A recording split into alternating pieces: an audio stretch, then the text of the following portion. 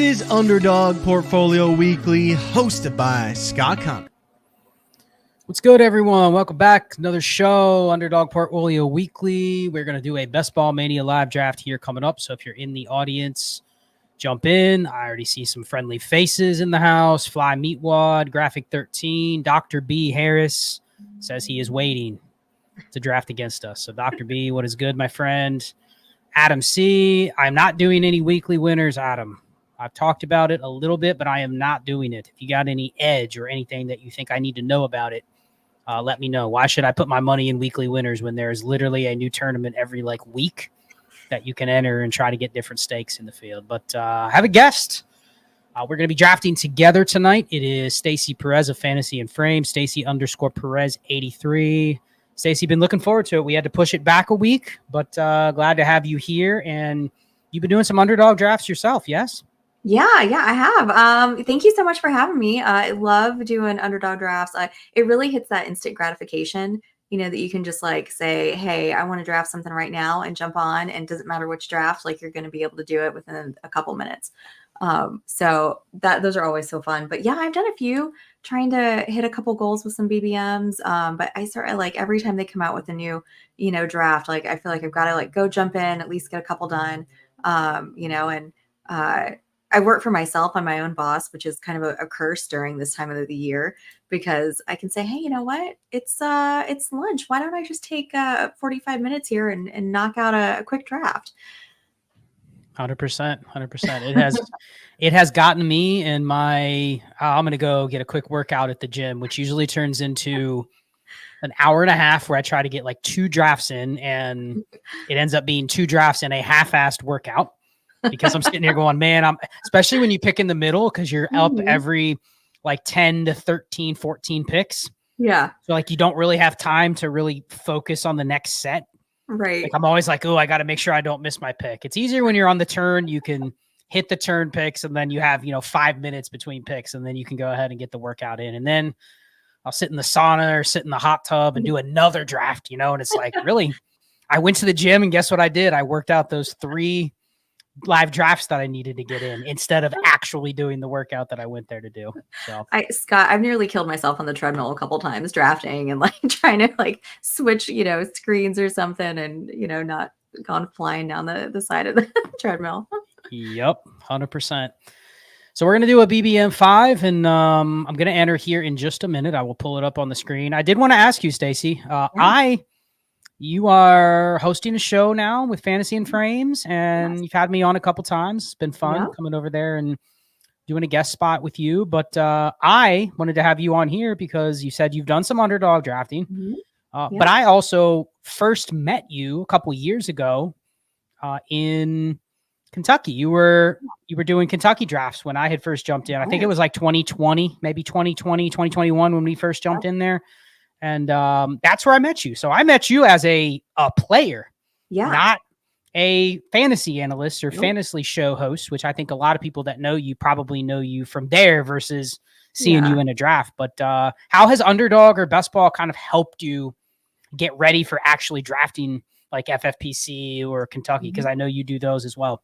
I do. So, I started drafting in Kentucky right around then, 2019, 2020. And I had never done high stakes before. And that was kind of my first kind of dipping my toes into that arena. It was, immediately when I walked in, I just felt like I have found my group. I've found my tribe. These are all people that love fantasy football as much as I do, and are as into it as I am. So, I mean, that's, I love drafting in places like that, and in Vegas and in Kentucky, just making so many connections and friendships there too. But so doing the underdog drafts, and I really kind of discovered these really last year. I feel like it just helps me. It's obviously different formats, right? Best ball versus, a redraft or something else. But I feel like it helps you stay sharp throughout, the entire offseason. Because, we're drafting, as soon as these start getting released, back in April, May, those times, up right and through to the beginning of the season. So it helps me keep an eye on where ADP is, where players are going, different builds that I can play around with. It gives me the opportunity to kind of not, just try different things that I might not necessarily try in a high stakes draft. But I get to kind of, scratch that itch a little bit here. Maybe if I wanted to do a bully tight end or something like that out of, the 10th spot, see how it worked out. I think these are, they're such a low investment, and a lot of these, you're spending $3, $5, something like that per draft. You have the opportunity to play around and see what works for you, what you really like to do, what builds you really like, what builds you really hate, and then by the time that you are starting to draft in those, higher stakes tournaments and things like that in your redrafts, you kind of know what you like and where you like drafting from and what's going to fall to you in those places. So I think I love doing these kind of things as opposed to doing like a mock draft, right? Because these people have skin in the game. Sure. You're doing a mock draft, you're going to get people that are not paying attention, that are just, kind of doing it for fun or something like that. And it's not really the same experience. So I like these, talking like very, very small, money that you're spending on these. So you can do it like that and it's not going to break your bank at all. Yeah, I definitely think that the one good thing about Underdog is it is created, even if you have ADP that is based on a smaller tournament or a tournament where it's $5 to enter, $3 to enter. Yeah. That is a lot more valid than I think using just mock draft ADP or using whatever shows up on Sleeper or wherever you're doing your mock drafts, because there is skin in the game. Yep. And for the most part, because there are so many Underdog drafts, that it's efficient. It's the first time I think ever that we've had ADP that we can just pull from another site. Even if you're playing in something like FFPC or Kentucky or NFC or something like that, that has nothing to do with the same format. Right. You generally have something to say, here's kind of the order people prefer the players. And yeah, there's maybe a little bit of an adjustment for tight end premium or half PPR, but generally there's stuff you can glean from that data. Yes. And that's something that, Ray's talked about a ton, is like, it is the first massively sourced ADP that you can cite and basically say, this is the industry consensus. This is the consensus of what the people think. So, well, we've entered. I don't know what my goal was for this, but one of my goals, I know we didn't discuss this beforehand, we're obviously going to draft together, was to try to get some different combinations. There's a lot of influx stuff happening right now, and I kind of want to lean into that before we start getting real preseason games. Yeah. So what are you doing right here? That we're in the worst spot, the 9th spot. It's AJ Brown, Garrett Wilson, probably Puka Nakua's off the board since he has an injury. So Brown or Wilson, you pick. Let's go Brown. I don't have a ton of Brown. Okay, we'll go AJ Brown. I see Louis G is in here at the 6th spot. He is. If I recognize any other names, and I'm sorry, Dr. B. Harris. He had said he was going to listen and wait for me to say we entered. And then we just entered. I was on the screen, so I should have probably said it, but you were talking. So sorry, I don't get to draft my 10th draft against Dr. B. Harris. He's usually in here every week drafting against us. So sorry, Dr. B. I will see you probably Friday evening at the Expo. It's another one that will be at the Expo.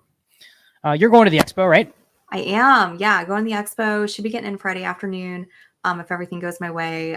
So hopefully no delays or anything like that. But yeah, Friday afternoon. I can't wait to see everybody. This is my second Expo, Scott, and I just had the best time last year. I just thought it was such a great opportunity to meet everybody, chat with everybody, get to know people that I only talk to online. So if you're at the Expo, please come over and say hi. I'd love to meet as many people as I can this weekend. For sure. All right, Stacy, we are up. Marvin Harrison went. We're kind of in like, again, the 9th spot is the worst spot because you got to pick the top of that second tier receivers. What are you thinking here? How are you feeling about Nico Collins? I'm good with Nico. I need more Ravens teams. So okay, let's do that. That gets us a start to potentially taking some Ravens down the road. Yes. So we would go Nico Collins. I want to ask your opinion. Deebo Samuel is now moving up to the 1-2 turn, which is ridiculous for somebody of his profile. He's really not even a real receiver, to be honest. Right. But with the McCaffrey injury, I saw Deebo got banged up today as well. But with the McCaffrey injury and the Ayuk trade, can you take Deebo Samuel that high? Doesn't it feel like you're just asking for a disappointment, or no? You have different feelings? I mean, it feels very high, but with everything going on, I don't hate it. I don't know that I would do it consistently. Let's put it that way. But I think I'd be willing to try it. I'm really curious to see what happens with Ayuk. I mean, they've had so many. Like, I was writing down a bunch of injury things just to kind of keep track of everything. Get CMC, Mitchell, Ricky Pearsall's hurt now, and then what's going on with Ayuk. I honestly hope Brandon Ayuk stays where he is. I don't like any of the landing spots where he's going, or potentially going. But man, if he does leave, I do think Debo's going to get very expensive very fast. Yeah. Well, and it's something we've talked about all summer on this show is like, you really don't want to draft, especially if you've already done a bunch of drafts. You really don't want to draft a player that moves up around. Yeah. I mean, I got some Debo Samuel early on when he was going in the third, and now it's like you're taking him at the 1-2 turn. It feels like you're just giving money to the teams that already took him months ago at a better price. Yep. The only thing I think you can probably say is a contrary point to that is that you are getting different combinations of teams with Debo Samuel now, because now teams are taking him. I'd have to go back and look and see this draft. I mean, he was taken at the 1-2 turn, so I think he would have gone with Drake London or Jahmyr Gibbs. Like nobody was probably taking those two together, only because the next time around, if you were picking at the 1-2 turn, he was never falling to the 3-4 turn. So you have maybe a unique combination. That is something to think about in a tournament like this when you're trying to get unique teams. So it is. I kind of like that Debo Gibbs stat there, because that's a nice little week 17 correlation. It is, and probably one that you don't see a lot, right? Because not probably a lot of teams with those combinations. That's something you have to think about. Is okay, yeah, I don't want to reach on ADP compared to what other people were getting, but I might be willing to do it if I think I'm building a unique team that has some sort of correlation that isn't probably going to exist elsewhere. We do have a drafter with us here, Green Bean. Nice. Said he got in at the 2 spot. We'll give a shout out to Mrs. Garvin, who jumped in to tune into the stream. So what is good to her? She says good evening to the good people. Nice. All right, we're up in 1. Yeah. Okay. Diggs or Dell? You feeling just going with another Texan here? I like both of them, and they both. I got a nice little Tank Dell Zay Flowers combination last night. So if we're looking to do something like that later on, I am all in on Houston this year. So whichever one floats your boat, Scott, I am ready to do. As you see, shout out to Spike Week. That's what I use. I have 10% Stephon Diggs and 12% Tank Dell. So do we lean with we'll go Stephon Diggs for the hedge on the ownership percentage? Yeah. Okay, we'll go Stephon Diggs. And I did not have either one of them combined with Nico Collins yet. That's what these percentages are. So you can see like right here, 0% Tank Dell with Nico Collins, 0% Tank Dell with my first round pick, who was AJ Brown. That's not a shock, but it was interesting that I have no Dell and Collins thus far in this tournament. So that's this is already a unique start, and Tank Dell goes right after that. So no hope of getting all 3. No, I mean that's exactly what happened in the draft I did last night too. It was one of the Scott Fishbowl satellites on Underdog, but Dell and Diggs went right after each other. Yeah. Actually, I'm going to change this real quick and try to get the Spike Week to populate. Ooh. Come on. May have to refresh. May have to jump out of here and refresh it after a second. Sometimes it doesn't work. All right, we're up in 1. What are you thinking here? I mean, I kind of see what I would like to do here with I don't want to jinx it, and he's going to get taken. Oh, nope, he didn't. Okay. Zay Flowers. Is Zay Flowers pretty obvious? I think so, but I like it though. Okay, let's lock in Zay Flowers. And I'm going to jump out of here real quick and jump back in because it'll refresh the combinations, which is really what I want to see. So Zay Flowers and 2 Texans receivers. That is I actually love that start. Even if we do not get what's your thoughts on correlation past that? Like, we're probably not getting Lamar Jackson, right? He'll be gone. No. We're not getting Mark Andrews. He'll be gone. I probably don't want to take Joe Mixon on a team where I already have 2 Texans receivers. Right. Would you be fine with just being done with what we have and just saying we have 2-3 receivers from the same game and that's it? We don't need any other correlation. What do you think about that? I think that's probably fine with correlation. I'm just kind of looking at the different, I like to make out little charts when I'm drafting my team with the correlation for week 17 and kind of check things off as I go. Yeah. I mean, unless we wanted to kind of look at doing Stroud there just for stacking purposes. But as far as correlation, I think we can be good there. Because I mean, after really Derrick Henry, there's really Andrews is already gone, so there's not too much. Mixon, but we already, Yeah. do you really want 3 Texans? Yeah. No. I haven't taken a lot of Mixon, but not necessarily in a stack like that. He's right. When I'm drafting my running backs, because I tend to go pretty wide receiver heavy in these. He's usually falling where I like to take running backs, and I do really like him in this season. Yeah, I was able to reload the Spike Week tool, and you can see some of these combinations in here. Like you can see here, 25% of my Lamar Jackson is with Nico Collins. Okay. So that's not a super shocking revelation because normally they correlate. And if we scroll down here, see where Mark Andrews already went. Let's go to Joe Mixon. There he is. So only 10% Joe Mixon with actually 0% Joe Mixon with Nico Collins. So that would be unique, but I still don't, I'm a little hesitant to go too much on that. So if you just had to go without correlation here, we've started 4 straight receivers. How do you play it with that? Is there have to be a certain receiver that you would want versus leaning into, because as you see here, we could start building a Chiefs Steelers bring back with week 16 correlation with the Chiefs and the Texans. Yes. Knowing there's 3 Chiefs receivers available and knowing we can easily get Pat Freiermuth, Jalen Warren, Najee Harris, like those are all upcoming. So we could start building that out. We could also start building out another team here, like the Bears with the Seahawks or the Packers with the Vikings. Like there's other options available later if you want to do that. So like when you're at this point and you kind of already built your stack, what do you start focusing on next? Yeah. So what I'm going to start looking at next, because like I said, I typically, this is where usually how I go. I'm going to go straight receiver for the most part. I'm going to start looking at what are my tight ends who are left and what makes sense for that team. Because I really like to get one of those elite tight end guys. That way I don't have to worry about it later. I think after Freiermuth, I think they start getting a little ugly there. So if I can't get one of the elite guys, I'm probably, that's probably my line in the sand where I'm going to go. But I like the Chiefs Steelers that you just brought up, because now I'm pulled up. I've got the Spike Week little cheat sheet over here open with all my correlation. And that's got let's see. Houston's got a week 15 with Miami. You could potentially target Mostert for a running back a little bit later. Maybe some Jonnu Smith, towards the end with a tight end, is getting your backup.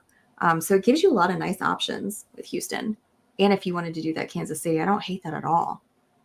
So we either go Xavier Worthy or we could do the same thing with Calvin Ridley and go with Jacksonville. What do you think? Pick. Let's go Calvin Ridley. Okay, we're going to go Calvin Ridley. And that gives us options of now to start building out Jacksonville. We got Brian Thomas. We got Evan Ingram probably coming up if we want either of those. Obviously, Trevor Lawrence can still be there. Gabe Davis. Exactly. We could get 2 exposures to Tennessee. Tony Pollard and Tajay Spears are up. Like, doesn't it feel like the same games are the ones where you can kind of know if you take this receiver, you can get Spears or Pollard or Warren and Harris or Chase Brown and Zach Moss? Like, it's easy to get some of those backfields, It is. And, by this time, by August, right, you've been doing enough of these that you're kind of like, okay, if I take this player, I can definitely, make it work with somebody else, a little bit further down. And that's probably where they're going to go. And, especially, when you're drafting either at the back end or the front end, it's nice to kind of, if everything plays out the way that it should, know, what you can expect. Okay, so here we are. I think we can push Stroud, given that Hurts and Lamar Jackson fell. There's a chance we could get Stroud. Do you want to go Evan Ingram here? It's a little bit of a reach. It is maybe just a smidge, but where are we at right now? We're at 64. Yeah. Yeah, he's probably not coming back to us. I mean, if he does, it'll be right at his ADP, but I don't care. I'm okay going something different, and it helps build out that game, and it knocks out tight end, which means we can only probably go 2 tight ends. And that's okay. But, with Ingram, I really like Ingram. He had 143 targets last year. Trevor Lawrence obviously likes throwing to him. He's one of my favorites. You can get him, because I think who's left, like Njoku, that's probably going to be some of your top tier ones that are, and you're done after that, unless roll the dice on Bowers, but I'm going to put a couple of these guys in the queue too, so we can be prepared. But we are, it's going to be a push. I don't think Stroud will fall to us, but again, Lamar and Jalen Hurts were like 3 picks away from getting to us.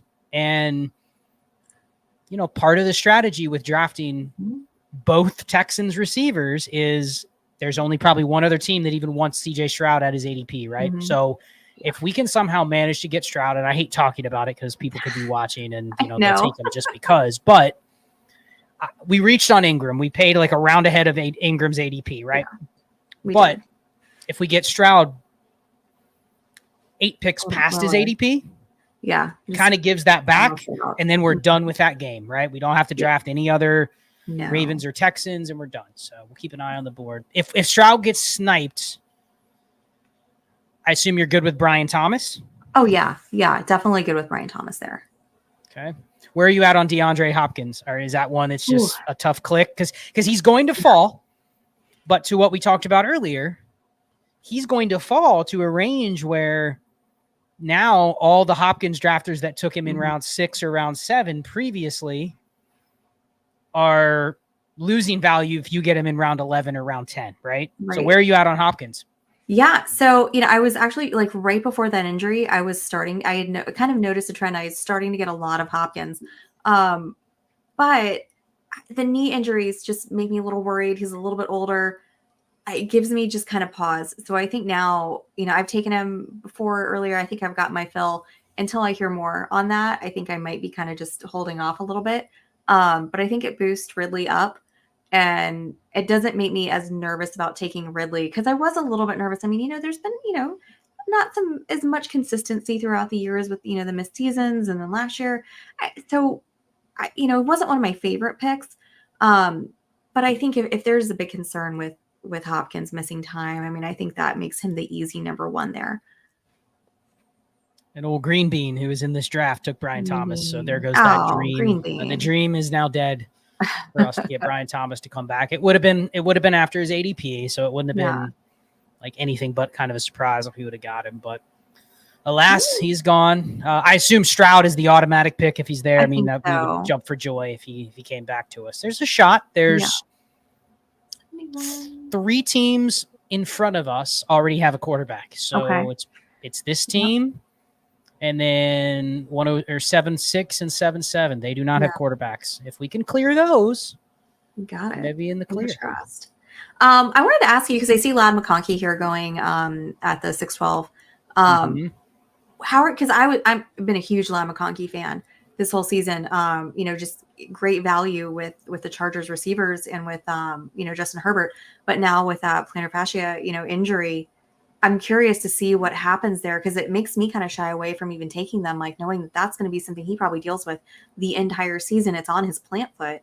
You know, I think all the people that have been like shouting that it's going to be a run first offense all year, I think now it really, really could be a run first offense for sure.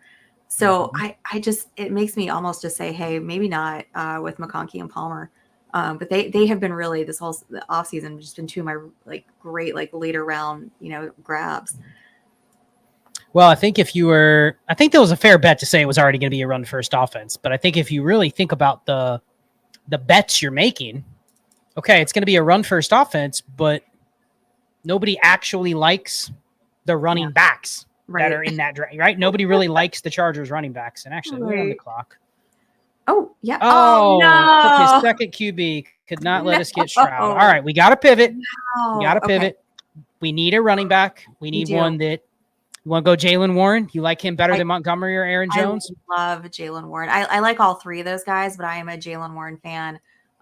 Let's do it.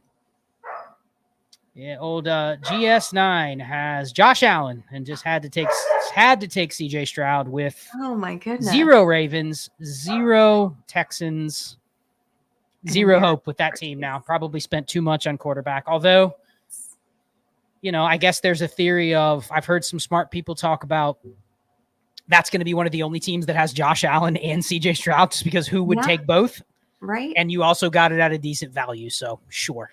Yeah, I mean, that was really, I was trying to think of something positive, but yeah, I mean, the value there, I mean, I guess if you're looking at the board, and you're saying, okay, Stroud is still here. Why is Stroud still here? I'll get him. But yeah, I mean, I think at the same time, you got to make it make sense a little bit for your build. Yeah, back to the comments. Dr. B says, so little BBMs from the 2 and 4 spot. Yeah, I've been getting a lot of these second part of the draft spots. I don't mind like the 105, 6, 7, but the 1, 9, 110 is brutal because you have to pick some of the same players that people have already gotten leverage on. Mm-hmm. Okay, we're up in 1. We are. Okay. I was going to say, it's got to be Montgomery. He continues to fall. That would be a tremendous past ADP value, but we are back at square one. What do you think? Mostert is there. He would go nicely with our Houston correlation. I can dig it. I have not a lot of Mostert, only 6%. So I am 100% with you. Let's do it. Yeah. I'm a big Mostert fan. I mean, he was going, what round is this? The 8th? Earlier this year, he was going in like the 11th round, like just absolute craziness. So he's obviously getting boosted up some. I think I saw him, was it last week? It was the first week of August. Somebody took him in the 6th round, which was pretty high from where he's been going definitely all off season. But I love Mostert. And, I get it. He's not going to have as many touchdowns probably as he had last year. But I still think as long as he stays healthy, he's going to contribute a lot to that backfield. Well, and you said there's some correlation with week 15, week 17. There's still plenty of Cleveland Browns we can pick if we want. Mm-hmm. I think the other thing with Mostert that I like doing, anytime I take Achane or Mostert, but especially Mostert, I like taking Jalen Wright as well. Yes. Just, I don't want all 3. Mm-hmm. And I generally like having Jalen Wright with one of the other 2, only because I do feel like, yes, it's kind of a handcuff. But Stacy, there's also a world where the one you don't have gets injured, and now you have this Jalen Wright, Raheem Mostert combo that is great for both of them. Right. So that's one of the backfields I'm not fearful of having them on the same team. Whereas I typically do not want to draft like Chase Brown and Zach Moss on the same team, Pollard and Spears, those backfields feel different compared to like Jalen Wright, who goes like at RB 50. It feels like it's a much better bet to do that. No, I completely agree. And I think the way that McDaniels uses those guys too, I don't think necessarily that makes him just a complete handcuff, like maybe somebody like a CMC and Elijah Mitchell, who's really not going to have a role unless even when he got hurt, he didn't really have that much of a role. But I do really like grabbing Wright a little bit later. And the offense is just so fun. They're going to get those guys out there. They're going to they're fun. They're fast. I think they're potentially all could be fantasy relevant. So I love it. So you see, I'm looking at a Tony Pollard or Tajay Spears next, and it feels like I'm just constantly taking these guys, but there's correlation. There goes DeAndre Hopkins, so he's going right around the 8-9 turn, at least in this draft he did. You on board with Pollard or Spears and just adding to that? Because we're going to have to pull the trigger on a quarterback at some point, and it feels like if I get the Tennessee running back, Lawrence is in play, but again, if we don't get Trevor Lawrence, then we just roll with Ingram, Ridley, and the Tennessee running back, and we can be done with that stack as well. And this may end up being a gross 3 QB build with some back stacks of players we don't know yet. Have you found yourself having to take 3 QBs because you keep getting sniped on your stacks? And if you do that, does it make you more likely to go with a more sure-handed second tight end? So that you don't have to worry about taking like 3 tight ends. I'd almost want to take another tight end earlier here. Yeah. Just to be done with tight end. Like we take one by round 11 and we're done. We don't need to take 3 because I hate doing 3 QBs and 3 tight ends. That's pretty suboptimal. It is. And I was going to say, if I'm going to take 3, it's either going to be a 3 quarterback or a 3 tight end. It's not going to be both. Perfect. There's one on the board that looks a little intriguing with our build. If we wanted to go that route, usually what happens to me if I end up pushing quarterback and then I kind of get bit, doing that, that's when I end up taking 3, and it's going to be something, probably pretty gross. But I don't hate. Oh man, oh goodness. Njoku or Pollard, Stacy? What are we doing? Okay, I think we got to go Pollard. I think we got to go Pollard. I think because we already have a tight end. Yeah. If we could somehow manage to get both, I would love that because now we've built out 3 game stacks without any need for the quarterbacks yet. Let's do it. Okay. All right. So we've got. What are the odds? Everybody between us has a tight end already. I'm guessing they don't want to go 2, just like we really don't want to. But I would love to add Njoku to this team. And that gives us a lot of outs with quarterbacks now after that. It does. And he's fallen. He's already past ADP. So fingers crossed we can get him when it comes back. Okay. We got sniped on Stroud. We got, I don't even want to jinx it. I know that's the thing, when you're drafting there, you got so many sharp drafters, in a room with you, they're not going to let that value fall either. What about, what do you feel about Brandon Cooks? He's getting up there in age, but he would correlate with our AJ Brown. It would give us a little Dallas. So we good with Cooks or Njoku, either one? Cooks or Njoku. I like both of those. And Cooks is one that I usually tend to go after later because he just gets kind of left out. People forget about him. They forget that he, is going to be the number 2 in Dallas, who really didn't do much during the offseason at all with adding guys. So I love Cooks there. I'll go get all my high guys, first, and then later on I'll go grab, Brandon Cooks. Well, we are getting David Njoku. Ooh, that works too. It felt. I love it. So now we've saved face on the Evan Ingram pick. We reached on Evan Ingram and we got David Njoku around past ADP. So I think that evens it out. So we bought back what we overspent on, or we earned back what we overspent on Evan Ingram. We're done at tight end. So I'm going to actually unhighlight the tight ends just so I'm not tempted to see another falling tight end and say, do we need to take 3? Because we absolutely are not going to take 3. I will tell you no. I will tell you no more tight ends. So let's start scouting out quarterbacks here. And this is where the pressure is kind of on. I'm going to highlight everybody that we potentially could have some game stacking correlation with. We'll put T-Law in there. We'll put Tua. This is why Spike Week is so great. You get this far into the draft, and it literally just color codes everything for you. There's no guessing. There's no minimizing and refreshing on what schedules are and what weeks. And I did want to ask you, Stacy, I already have 15% Justin Fields. I've taken him everywhere in May. And the news cycle has been very friendly to that value thus far. How high would you take him? I've been seeing him go some round 12 through 14. Is that too high, given that literally next week they could say he's absolutely not starting and this was all blown out of proportion because Russell Wilson's been injured? Where are you at on Fields? Well, I saw today Tomlin came out and said that there absolutely was a quarterback competition between the two of them. And who knows? Maybe that's just coach speak. I don't know. But I can see a world where even if Wilson wins that job, maybe it goes south after the first couple games. Everybody in, Pittsburgh is screaming for Fields to get out there and they put him on the field. And I could absolutely see that. So I think 12 might be a little early for me. Maybe 13, 14, 15 would feel a little bit better right now. But you have to take the chance too, that what if he does win that and then his value is going to be, he's going to go much higher. So, I think you definitely got the better end of that deal getting him in May. You probably got him for just about free.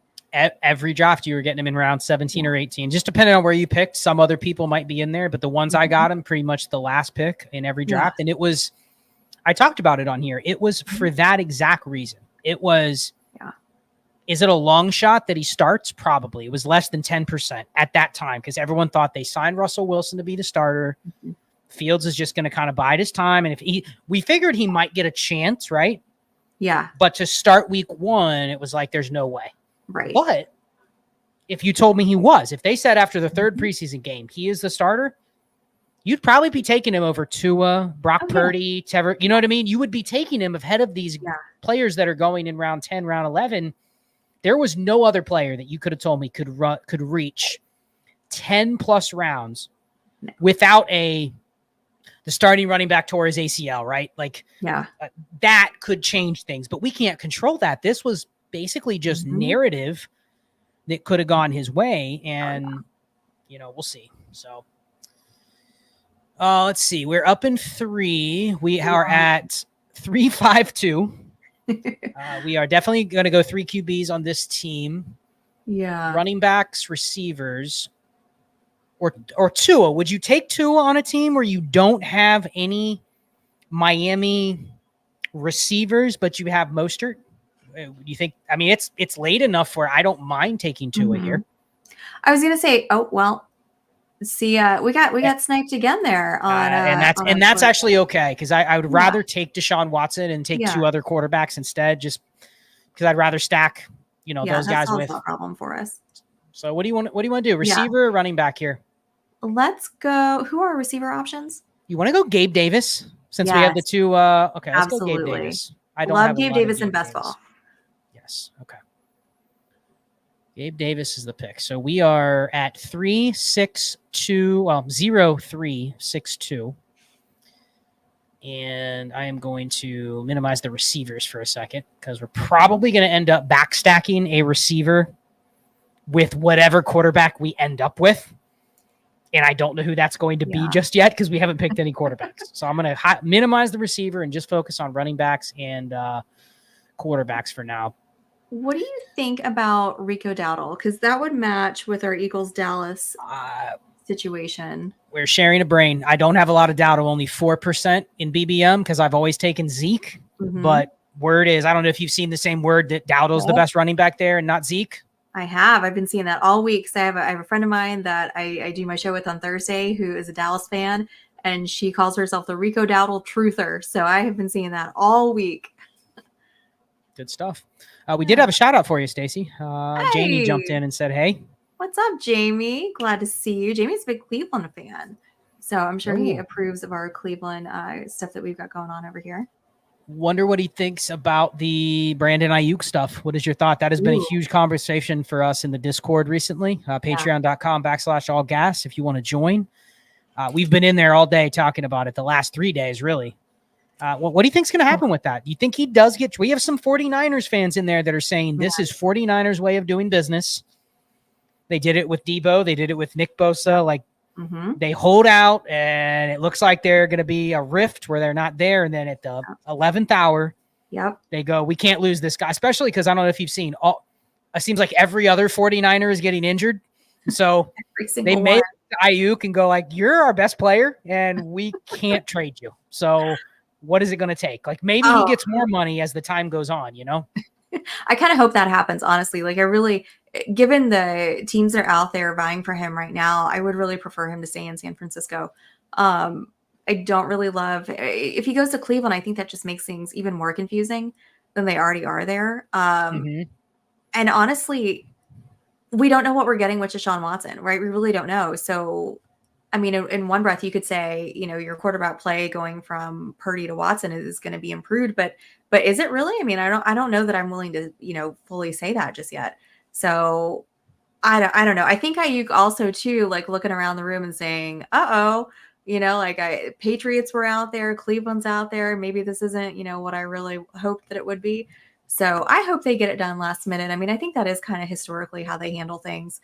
And I mean, I heard Mina Kimes say that like a couple, about a month ago or so too, that, she thought that they would just get it done at the last minute and there would be a lot of talk and everything, but ultimately he'd be still in San Francisco. And I really do hope that happens. Yeah. I mean, it does feel like probably the reports that the contract that he wants is probably too high for the 49ers to pay. But it sounds like there are other teams that were willing to pay it, right? At the same time, though, if a team is willing to pay whatever his cost is, it's probably higher than Jalen Waddle, higher than Devontae Smith, with whether he deserves that or not. Right. That's probably the money he's looking for, right? I would think so. But if the team agrees to do that and they have to give up a second round pick for him at the same time, like it feels like it's somebody has to give, either Ayuk or San Francisco. Yeah. Because neither of them are going to get exactly what they want. Like he's not going to get the contract he wants if a team also has to pony up a second and a fifth round pick or something like that. And San Francisco is going, well, we don't care what you pay the guy. You need to pay him you need to pay us in picks, right? What he's worth to our team just for the next 2 years. Cause they can franchise tag him too, which of course, he doesn't, he does not want that. I'm sure he wants the money. So. Yeah, well, I mean, and just with every day, like with what we just talked about, more news coming out of camp, everybody's getting hurt over there in San Francisco. That price of what he's worth to them is going to keep going up. And he's probably smart. He's just hanging out. He's not practicing. He just sits there and waits for another player to get injured, and the price goes up every time there's a need or an injury. I mean, this is San Francisco's window, right? It's the last year where they don't have to pay Brock Purdy, Kittle, McCaffrey, Debo. We have no clue how long they can keep this core, and Louis G snipes this on Watson. Louis, that was uncalled for. That was dirty. Well, that's okay. We'll talk to him about that on Friday. I'm not even going to click on his team yet. I'm not going to do him the dignity of pulling his team up on the stream. I'm going to look at it on my phone here. Let me see what he's got. Oh, okay. Well, I'll give Louis props, Stacy, because he also had no quarterbacks. So okay. he was probably looking at, and let me see if he's got any correlation there. He has Jerry Jeudy. Okay. And that's it. But that's probably what he was looking for. I think we do what we talked about earlier. We go Jalen Wright. You good with that? Yeah, I think so. Yeah, that's what we should do here. Okay. Well, I like what you said about the window too, because I was just thinking that too for San Francisco. I mean, I get it. Players want to get paid, but I think, they also want to win. And I don't know about Cleveland, Pittsburgh, New England, any of those places. He's going to have the same opportunity, to potentially get back to the Super Bowl. So any dart throws you like in here that, I mean, we're so far down at quarterback that we almost have to take Will Levis here. Would you think? I think we have to take Will Levis. I was looking at Baker. He's one that if I get stuck that I kind of will go after a little bit later. So I'm looking at we've got some Dallas here, but that's really the only Dallas in week 16. So that's really the only thing that would make sense. Will make Baker make sense. Oh, we don't have to go Will Levis yet. We can go. I mean, it's out in left field. We could go Matthew Stafford just for the ADP value. It's well past his ADP, and we could build out with a Rams receiver, maybe Jordan Whittington and a Cardinal or something like that. There you go. There goes Aaron Rodgers. I mean, lots of good Cardinals at the end of the draft. You like Baker or Stafford better? Stafford has better ADP value, and the only thing is Baker has correlation with Dallas. What do you think? Yeah. Actually, let's go Stafford. I don't have a ton of Stafford. Me either. Let's do that. And the Baker, Kate Otten, I've got to chill out with that because I've got way too much of that right now. Okay. I went to Bucks camp, Scott, and I got Baker and Kate Otten pilled. So I don't know if you've heard my thoughts on Baker. I am a little concerned about the Tampa Bay offense this year. Okay. I'll tell you why. So you're a Bucks fan, right? I'm a Packer fan, but I live in Tampa. So that's right. I knew you were a Tampa because I remember last time we talked, you were a Lightning fan, correct? Yeah, that's right. Okay. So my concern is that they hired the offensive coordinator from Kentucky. I'm a Kentucky fan. Yes. He was not good. Yeah. He was not good in college. He was not good against even lesser teams. I mean, their offense was not that fun to watch. They were last in the country in plays per game. They played at a woefully slow pace.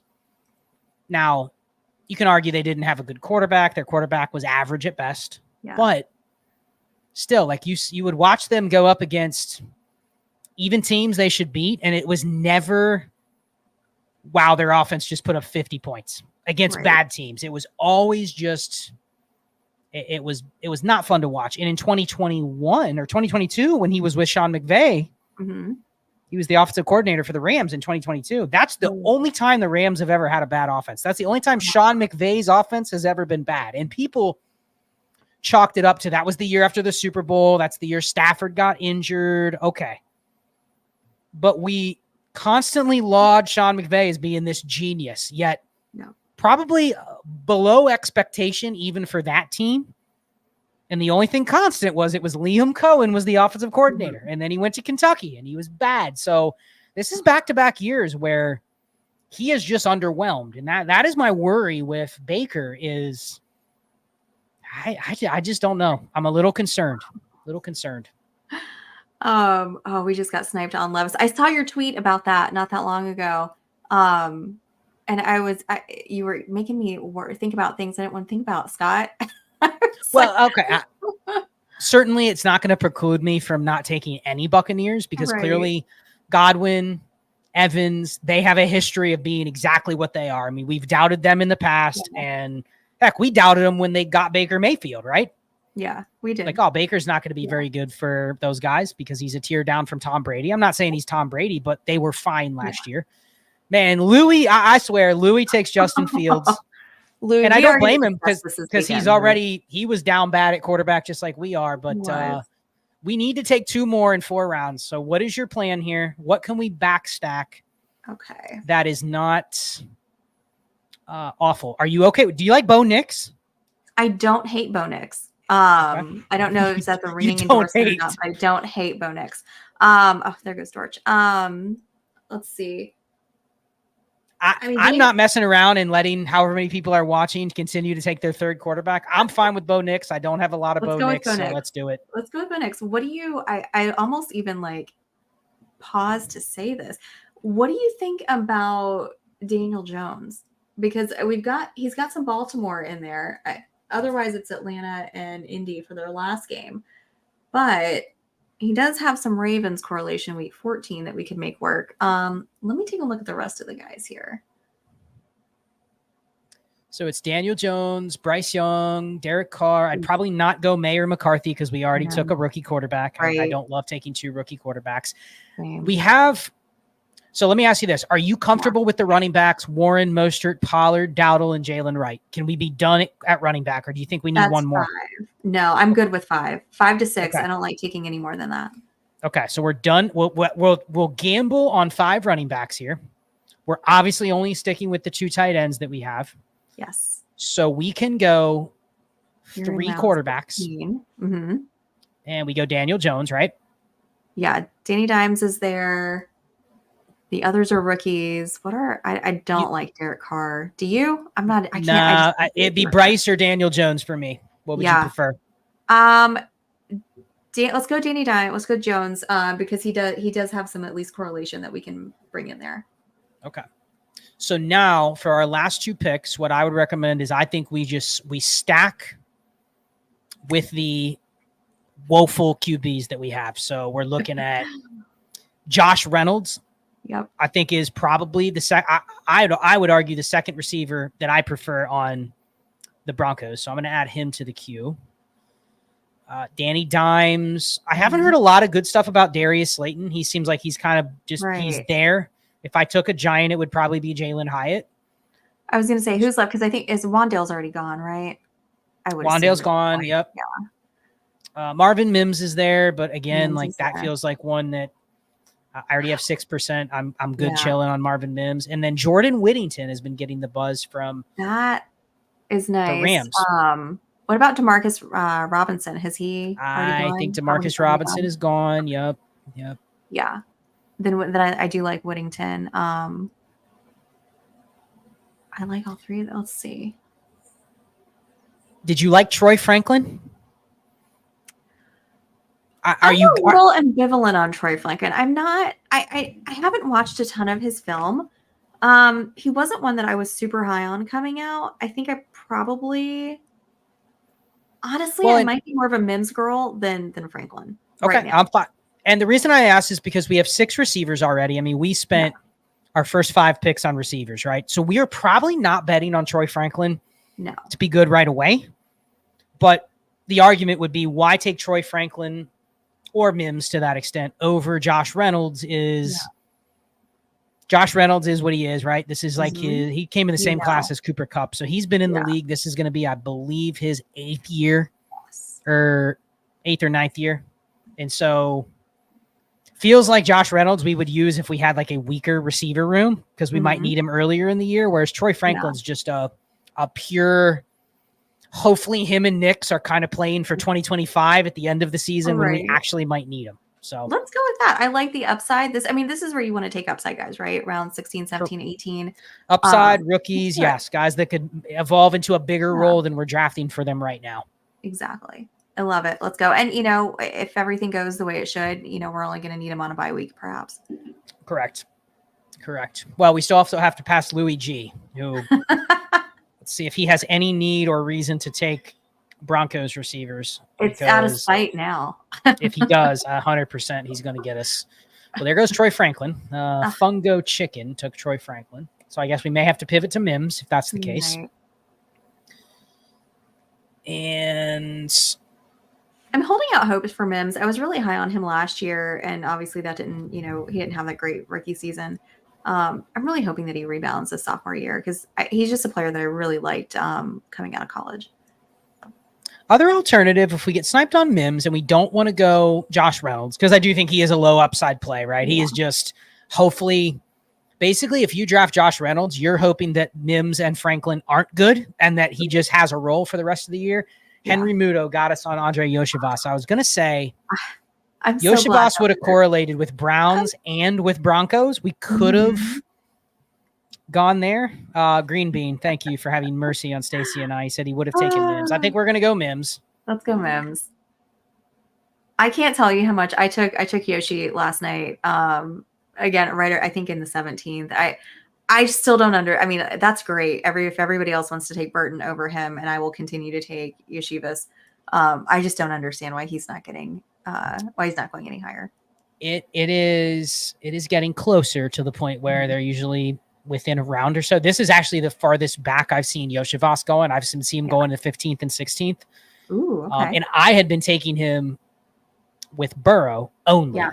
Ooh, so it's like, I only wanted him with Burrow, but now people are just starting to take him. Doesn't matter. He needs to be drafted. That's one of those where as soon as, like, every time he gets drafted on a non-Burrow team, it sucks for all the shares you took with Burrow because he's just going to be on some random team if you're going against him, and he's not going to be undrafted. So, Scott, you'd be so proud. I've got him in a dynasty league, and I'm so pleased with myself. I mean, you had to hold on through last year where he only played like 6 games where he wasn't involved much. But I think we go Jordan Whittington with our last pick. He stacks with Stafford. You have to stack your QB1, which is I don't know, Stacy. Do you have any QB rooms that are as bad as Stafford, Nix, and Daniel Jones? I'm sure it's possible. But that's a little rough. But you know what though? The rest of our team makes up for it because I really am digging this team. Yeah. We'll recap it in just a second. We have 5 picks until we're done. Actually, we can start talking about it right now. We did. I definitely don't think I've gone a draft where I have not taken a QB till round 15 like we did, or round 6 or 14 like we did. We took Stafford. We did get Stafford a round after his ADP. So let's give ourselves a round of applause for the ADP value on Stafford. We went with a 3-5-8-2 build. Can you imagine if we wouldn't have locked down the running backs or tight ends early and we were like, man, we need to take 3 tight ends, or like if we had weak tight ends and we ended up having to take 3 or go really slim on bad tight ends, or if we wouldn't have taken that extra running back, we were like, we need 6. It kind of worked out good. So 3-5-8-3 or 3-5-8-2. What did you like best? I know you can kind of visualize the team, but what did you like best? I actually have it written out over here. I've been keeping track of all of our picks over here. You know what I really liked? I really liked the Ingram Njoku tight end room that we've got. I'm a big fan of that. I haven't done that combo at all, and I love it. I think Jim makes a good point over here in the chat too about getting a Warren Pollard team. That probably wasn't, something that you could do up until like right now when we. And I don't know that I've even seen that, or I haven't done it. But I like our running back room. Love taking those receivers right off the bat. That's kind of my jam too. Get all those guys, and then you don't have to really be too worried about the ones in the lower rounds. But I think we got great value everywhere. Even though we got sniped in a few spots, I think we rebounded nicely and was able to come back and get some really great value in those spots that we missed out on. Yep, I am going to pull up our team, get it back on the screen here. It's definitely not that team. I got it. Refresh Underdog. I was going to say, Scott, how do you keep track? I have to name all my teams so that I remember which one's which. Yeah, well, you are a great host. Fill some time on why you do that, because I have not renamed one team. And when people go, oh, do you have any of this or any of that? I mean, I do have the Spike Week tool, which you can look that stuff up. But yeah, people have asked me to go back, or I've tried to go back and find a draft for somebody to show. And it's like, yeah, it was one of those. And I think they remain in order. but they never do. And they can never seem to actually find it. So, well, you do so many right off the bat. I try to go in immediately afterwards and type in which number this is for me. I was really good at the beginning, back in like right when it came out, and I was putting the dates next to them. And that just went by the wayside pretty fast, but. Let's see. So we're going to go to see if I can find this team amongst all of these. So 85. It should be the next one. It should be the first. Yeah. Yep. There it is. Okay. Perfect. Okay. So we have our team loaded in here, and I want to load this screen for everybody because this is, and I had Eric Beim for us Bike Week on a couple weeks ago. We did a stream and we were able to highlight some of these tools, but like, so this shows your team, but here are some of the things you can use even when you're in the draft. So right here, display, or no, this one is what I want to look at first. Game stacks by week. So you can see we did get some week 13 correlation. I try to hit at least like 5 of these weeks with 3 or more. And I definitely want to have at least 3 game stacks in week 17. Right. So we did well. We stacked 3 in week 15 and 3 in week 17. Week 16, we were bottom of the barrel. So, can't always be perfect. And then this one, playoff view. You can look and see the game stacks that we have. So we have Pollard, Ridley, Gabe Davis, and Evan Ingram. Love it. Mostert, Jalen Wright, and Njoku. Nico, Diggs, and Flowers. And then Rico Dowdle and A.J. Brown in week 17. So you can easily see like where your game stacks are and what they look like. And then you can also go to... Well, you can highlight your correlation individually, but that's not what I want to show. But yeah, you can cycle through all of these. It can show you week by week. It can also show you when you're in the draft. Right here, it'll show you all the teams you already have a quarterback in green. You mean you can color code them how you want, but like here, we could have easily seen at the top of the screen anybody that's available with the 3 stacks with quarterbacks that we have. So we can see Slayton was available, Reynolds was available. These, you can easily find out like who the next person available is on your stack. So that's kind of cool. So here's our team: Stafford, Nix, Jones, Jalen Warren, Raheem Mostert, Tony Pollard, Rico Dowdle, Jalen Wright. And then we ripped receivers: A.J. Brown, Nico Collins, Stephon Diggs, Zay Flowers, Calvin Ridley, Gabe Davis, and Marvin Mims, with Jordan Whittington as our last receiver. And then Evan Ingram and David Njoku. Final takeaways. How do you feel? I love our receiver room going through it. Mims and Whittington, obviously, the weaker links of that crew, but that's a little murder's row right there. I love it. I love getting the Collins, Diggs, and Zay Flowers. I tried so hard earlier in the year once the schedule came out to try to make that happen, and it was really difficult. Now I think it's a little bit easier. But that's one of my favorite games to correlate. I think that's going to be such a fun game, week 17. So I want as much of that as I can get, but I love our receiver room. So last question for you. This is a kind of a theory question going back to how we started. Because I met you playing redraft where you can make waiver claims. How does this differ, just for everybody that's watching? A lot of people probably already know this, but how does this differ from how you would build like a redraft team? Like just from the design, like we would probably take some of the same players. I guarantee you, Stacy, I don't know. Are you coming to Kentucky? I am. Yeah. Okay. So I unfortunately won't be able to make it.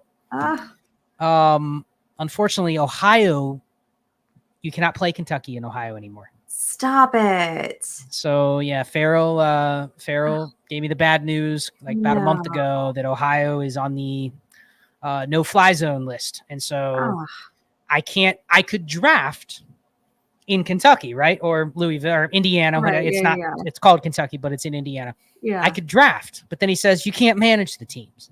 I'm my gosh. Okay, well, I'm not going to I don't want to find somebody in another state to manage the teams. I mean, just imagine Sunday mornings. Hey, can you switch the lineups at 12:30 Eastern? Right. So I had to back out, which means I'm not coming to Louisville this year.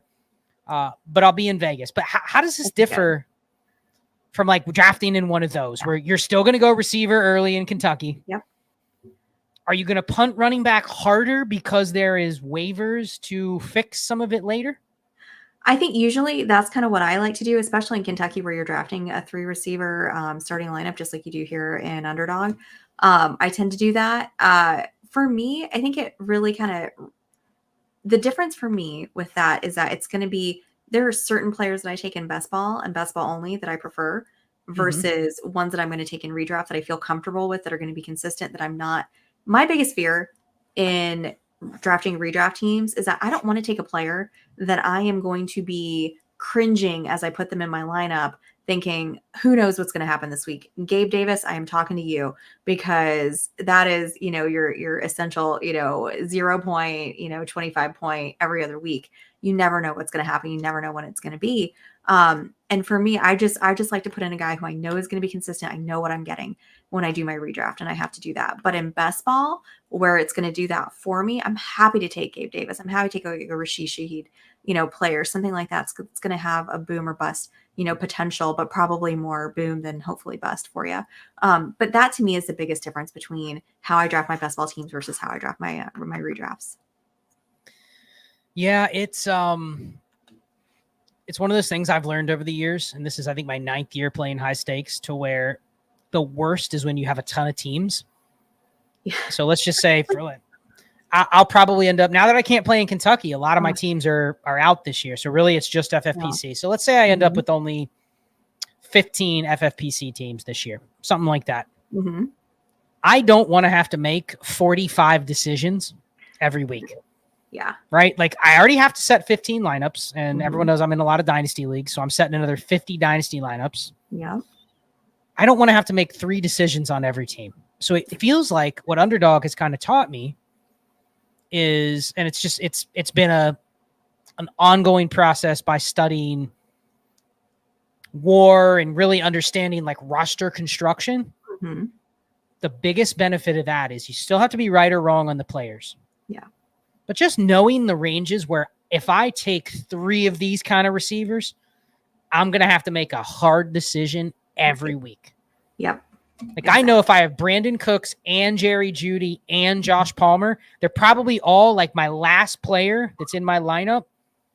And you could tell me one different than Jay or Farrell. You know what I mean? And there's never a consensus. So you're guessing. And then what always happens, Stacy, when you have Gabe Davis on the bench, he goes for 25. And then the next week you go, man, I remember those 2 touchdowns. Then you sit Brandon Cooks and he goes for 25. And it's the least decisions I have to make. So I've really started in redraft. You got to draft like you're going to be right. Yes. Like, are you scared if you just take Bijan Robinson and then you don't draft another running back until round 10? I'm scared. But I'm also drafting him to play that role, right? So if I have to make a decision on every other running back I play besides Bijan Robinson, and I'm just scraping the bottom of the barrel for somebody, that's the way I set up my team. So I think it's just draft, especially when you and I, we don't play as much as the Chad Schroeders of the world, right? He has so many teams, like so many. He's going to have every combination we have, but he's going to have a bunch of other teams as well. 10, and so it's like, we have to draft like we're going to be right. And if we're wrong, we lost, like I've learned that, and it seems fundamental, but feels like that is my approach in redraft, of like, just go to the fringes as much as possible. And if I'm wrong, I'll fix it on the fly. And if I can't fix it, there's always next year. Exactly. Well, and that's why you draft so many teams, right? So that if you're wrong, it's not going to kill you. If one team ends up being wrong, you still got some others that are in play. Correct. Well, before I let you go, we did get Green Bean in the chat. He wanted us to give us quick thoughts on his team. So he's the one that drafted at the 2 spot. Trevor Lawrence, Justin Herbert, and Geno Smith. And he did get all of them after their ADP or right around their ADP. Okay. So this was one of the people that cost us on the quarterback push, probably. Took 3 when you probably might have been able to get away with taking 2. I Breece see why Hall. he did that. Oh, sorry, Scott. I didn't mean to interrupt. I was just saying, I see why he did that with Herbert and then Geno, because both of those guys have been on the injury report this week. So I want to see who he's got to go with both of those guys. But, this week, after hearing all that news, I can see why you would want to take, if you did take Herbert, you might want to take somebody else too, just in case maybe that foot really, hinders him and he's not able to go or something like that. So real quick, what's your what's your cutoff for when you would go 3 QBs? Like, is T-Law kind of like that last one you would feel comfortable doing 2? Or if you know you're getting T-Law or Goff or Purdy, like you're probably looking to take a third? I honestly, with Purdy, Goff, Cousins, I'm okay with taking those guys and having them to be 2 quarterbacks. Okay. I think probably where we are is where I would be like, yep, we are definitely taking 3. Yeah, right around there. I think if he had missed out on those 2 and was looking at kind of like a Geno situation, you got to take 3 there. But I mean, I feel comfortable with Lawrence, Herbert, that kind of, right around there, that group. Where did he get him? The 139. He got Okay, Herbert. Yeah, he would have taken Herbert right at the end of the 11th. Yeah. My only pushback on what he did here, Stacy, is that you took the risk on Herbert, right? Yeah. But what did I just say a couple minutes ago? You kind of got to draft like you're going to be right. Like Lawrence and Herbert are both guys that if everything hits right, they could easily be top 12, top 10, top 8. Exactly. So if you're going to bet on Herbert to be correct, you're not winning this tournament by hedging on, well, what if Herbert's not healthy? So I need Geno Smith, versus if you're right on Herbert, which you want to be right on Herbert, you're going to need him on this team. Somebody else took Justin Herbert and they only have Trevor Lawrence, and instead they took insert another player that could help their lineup even better if this team is right. So that is, I think, where we all do that. It's no shade on Green Bean, but you took the risk on Herbert. You should have just avoided him if you were worried about him. But if you wanted him and you were confident, you just go with him and Lawrence. Like you and I probably would have been comfortable with Lawrence and Herbert, right? Yeah, I think so. I mean, Geno's what's going on with the knee and the hip thing scares me a little bit more than the foot injury for Herbert. But he's got Metcalf there, so that makes sense to go. He's got Brian Thomas and he's got Josh Palmer. Okay, yeah, yes. All right. So maybe that led to, because he had already had those 3 receivers, he was more apt to take the third QB. I can get that. Yeah. He did take 3 tight ends as well, though. Did get Noah Fant. Parkinson and McBride do have some correlation with Arizona and the Rams. And then he has some other random players there's not a ton of correlation on. My concern is, he went Breece Hall number 2. Yep. So that was probably, he wanted to get some Breece Hall in the field. And then, man, Ramondre. Definitely bet like it was going to be right at running back, right? With just Ramondre and then both Giants running backs and Dylan Lobb. So very slim. Yeah, he's going to be. I like Lobb and Tracy are 2 of my. If I'm going to go with a rookie running back, those are 2 that I like to kind of grab towards the end of the drafts, especially Lobby, because I am pretty much out on Alexander Madison after last year. So I'm a big. Is it Lob or Lobby? I'm not sure. I keep hearing it both ways. I think it's Lob. At least I was able to interview him at the Senior Bowl. Really cool dude, and it's Lob from what I understand. Gotcha. Yes. Thank you. So Green Bean, I think he even said he wasn't as confident in Herbert, but has very little in Herbert. So understood. But I give this team a B, Stacy. I want to thank you for coming on and drafting it with me. What do you want to plug? I know you're doing some stuff, and I'll see you here in a couple days at the expo. Exactly. Well, thanks again for having me, Scott. This is so much fun. When you told me we could either draft, each of us draft a team or draft together, I was like, when else am I going to get a chance to draft with Scott Connor? So obviously that's what I want to do. But yeah, so you guys can find me on Twitter at Stacy_Perez83. I'm over on Fantasy and Frames. I do a show over there on Thursday nights at 9. It's just called the Draft Show, kind of like the Washington Football Club. And our whole purpose with that is to show everybody all the different formats and platforms that you can play fantasy football. So whether it's, Bestball, whether it's redraft, whether we haven't done a dynasty one, but those kind of things. We're actually doing a vampire league at the end of the season, and I've never played in one. I've always wanted to, but we're going to do that. So just, kind of getting out there and seeing all the different ways that you can play fantasy. Well, thank you for coming on. We planned this way back. I was glad you were able to make it before we see each other at the expo. And are you coming to Vegas as well? Yeah. I got a big August and September. Can't wait. Just full of fantasy football. All right. Well, Jay and I and probably a lot of others that play in FFPC, we'll see you out in Vegas for that. And maybe we'll be in a draft together. What are you drafting out there? What drafts are you jumping in? I've got a Thursday and a Friday. Thursday is at 12:30. Friday's at 9. Drafting with Jim Bednar, my high stakes partner, and he's coming out from California. So we've got those two. We did one online earlier. Got some fantasy pros coming up in the next couple weeks too. So just, tis the season, right? Yeah, I am. I'll just say I'm excited for that extra game we have this year on Friday night. Oh, yes.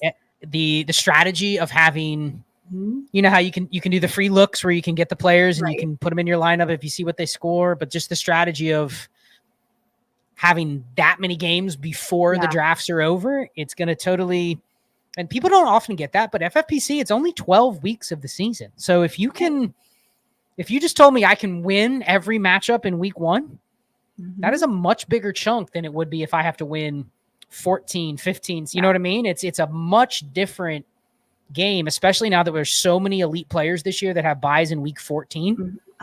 14 and 12 are brutal. And well, in 14 is the FFPC championship week. Right. So sure, you can have some great teams that get there, but then your first 3 of your first 5 picks are gone in the finals. If you're lucky enough to get there, it can be rough. But better hope your backups are doing well. Yeah. But I'm real excited, especially because my Packers play on Friday. So oh yeah. That's going to be a What are you doing for the game? Are you just going to go to the watch party at FFPC, or you have other plans? So. Watch party right now. If something else comes up, we'll see. But that's my plan, is to be at the watch parties. I always have the best time there. Just watching football with a huge ballroom full of other fantasy football fanatics, and then getting to watch. Are you doing the bare knuckles this year? I was going to, but then it closed. I didn't get in time. It closed. Oh no, that's always my favorite thing on Thursday, is watching the first game and then going next door and gathering around and watching everybody do the bare knuckles draft. Yeah, I have so Jay and I are sharing teams, but we're doing more this year because there's that extra window where they're doing drafts Friday, right before the Packers game. And then there's a window after the Packers game. Yeah, that's right. And I love that spot. I love drafting right after the game happened, because you have all of the results from that game. Yeah. And it's just a different board. So since I'm going to be up all day Friday doing an auction draft, a main event, and then I have the game party, and then after the game, another draft, and then I'm back up Saturday morning. So I'm like, I've done the bare knuckle twice. It keeps you up until like 2 a.m, and I'm good. So I'll see you in Vegas. Yes. And we'll catch up there, and we'll catch up at the expo as well. Absolutely. Cool. Well, thanks for coming on. You can follow everything over on our channel at Destination Devi or DD Fantasy, patreon.com/ALLGAS. You saw a Bestball Mania 5 draft tonight. There's a new Superflex tournament up on Underdog. I may do a surprise stream from the expo if I can rope my partner Shane Manila into live streaming a draft that he knows nothing about. But we may live stream one from there, just for fun, just because we're there. We don't get to see each other that often, so why not? Sign up using promo code ALLGAS if you're not signed up for Underdog already. So Stacy Perez, Stacy_Perez 83 on the X machine, and we will be back next week for another show. Thank you, everyone.